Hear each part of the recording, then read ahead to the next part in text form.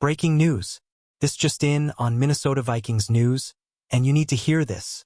The Vikings have been making some massive moves in free agency, and one of their biggest shakeups just dropped.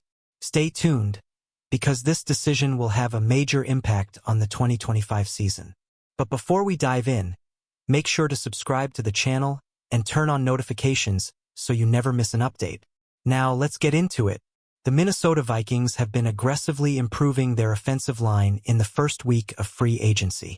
With the additions of center Ryan Kelly and right guard Will Fries, the team has made it clear they're building a wall to protect their future quarterback. These moves brought excitement, but also signaled the inevitable end for center Garrett Bradbury and right guard Ed Ingram. The Vikings successfully traded Ingram to the Houston Texans for a 6th-round pick. However, Bradbury's situation took a different turn.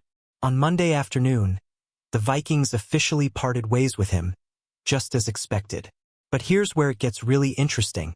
According to Tom Pelissero of NFL Network, Minnesota is releasing him with a post-June 1 designation.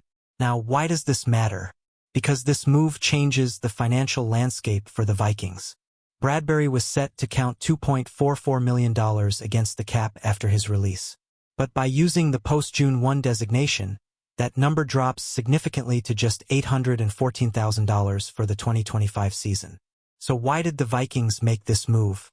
The answer is simple: maximum flexibility. By pushing 2/3 of Bradbury's contract into the future, they free up crucial cap space.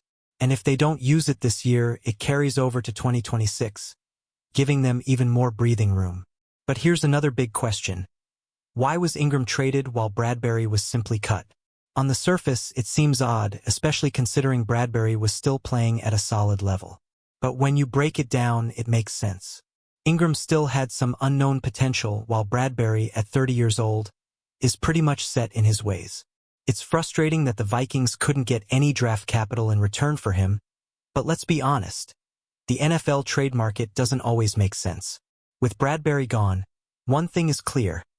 The Vikings still need another interior offensive lineman to solidify their roster.